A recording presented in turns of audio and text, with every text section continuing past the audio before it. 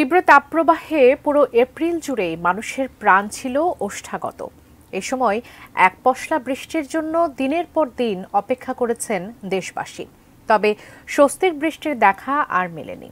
এদিকে মে মাসেও তাপপ্রবাহের ধারা অব্যাহত থাকতে পারে বলে জানিয়েছে আবহাওয়া অফিস। পাশাপাশি বজ্রপাত ও শিলাবৃষ্টির সঙ্গে তীব্র কালবৈশাখীর পূর্বাভাস দেওয়া হয়েছে। এছাড়া রয়েছে ঘূর্ণিঝড়ের আশঙ্কাও। আবহাওয়া নিয়ে আরো জানাচ্ছেন শেখ ফরিদ।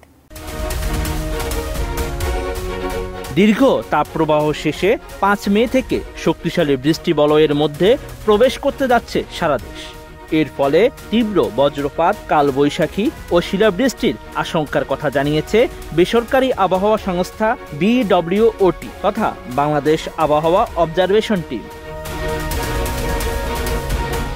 এদিকে আবহাওয়া অধিদপ্তর জানিয়েছে মে মাসে সামগ্রিকভাবে দেশে বৃষ্টিপাতের সম্ভাবনা রয়েছে। সেই সঙ্গে বজ্রপাত, শিলাবৃষ্টি ও তীব্র কালবৈশাখী হওয়ার সম্ভাবনা রয়েছে।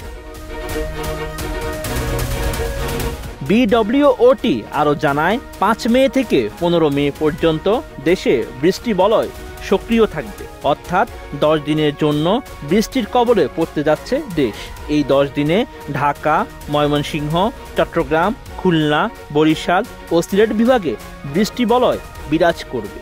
এর মধ্যে সবচেয়ে বেশি সিলেট বিভাগে বৃষ্টি বলয় থাকবে। এছাড়া দেশের রাজশাহী ও রংপুর বিভাগগুলোতে মাঝারি ধরনের বৃষ্টি বলয়ের সম্ভাবনা রয়েছে। BWOTর আবহাওয়াবিদরা জানান, একটি তীব্র বজ্রপাত যুক্ত বৃষ্টি বলয় বাংলাদেশের দিকে ধেয়ে আসছে। এই বৃষ্টি বলয়ে দেশের অনেক এলাকায় প্রবল কালবৈশাখী ঝড় ও শিলাবৃষ্টির আশঙ্কা রয়েছে। বিশেষ করে বাংলাদেশের পশ্চিমাঞ্চলে শক্তিশালী প্রবল কালবৈশাখী ঝড়ের সম্ভাবনা রয়েছে। সানবিট সব দিবে সামাল। সানবিট ম্যাজিক প্রেস ডিশওয়াশিং এর মাথা ঘোরানো সলিউশন। এই বৃষ্টি বলয় আগামী 5 মে সিলেট, চট্টগ্রাম বিভাগের পশ্চিম অংশ দিয়ে দেশে প্রবেশ করতে পারে, আর তা আগামী 15 মে সিলেট হয়ে দেশ ছাড়তে পারে। বৃষ্টি বলয়টি চলাকালীন সিলেট বিভাগের অনেক এলাকা ও চট্টগ্রাম বিভাগের কিছু এলাকায় একটানা হালকা থেকে মাঝারি ধরনের বর্ষণ হওয়ার সম্ভাবনা আছে। এই সময়ে সিলেটের নিচু এলাকায় সাময়িক বন্যার আশঙ্কা রয়েছে।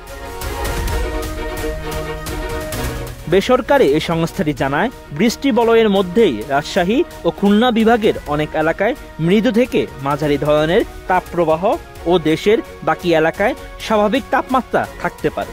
তবে আগামী 15 মের পর থেকে দেশে তাপপ্রবাহ আবারও আসতে পারে। এক্ষেত্রে এই তাপপ্রবাহ অতি তীব্র তাপপ্রবাহে উন্নীত হতে পারে, যা এপ্রিলে রেকর্ডকৃত সর্বোচ্চ তাপমাত্রার অনুরূপ বা তাকেও ছাপিয়ে যেতে পারে। মে মাসেও দেশের কোথাও কোথাও 1 থেকে 3টি মৃদু থেকে মাঝারি এবং 1 থেকে 2টি তীব্র তাপপ্রবাহ বয়ে যেতে পারে। এই মাসে বঙ্গোপসাগরে 1 থেকে 2টি লঘুচাপ সৃষ্টি হতে পারে, যার মধ্যে একটি নিম্নচাপ শক্তিশালী হয়ে ঘূর্ণিঝড়ে রূপ নিতে পারে। এছাড়া উজানে ভারী বৃষ্টির ফলে দেশের উত্তরাঞ্চল বা উত্তর পূর্বাঞ্চলের নদ নদীর পানি দ্রুত বাড়তে পারে। সেই সঙ্গে কিছু জায়গায় তা বিপদসীমা অতিক্রম করতে পারে। Sheikh Farid, ATN news.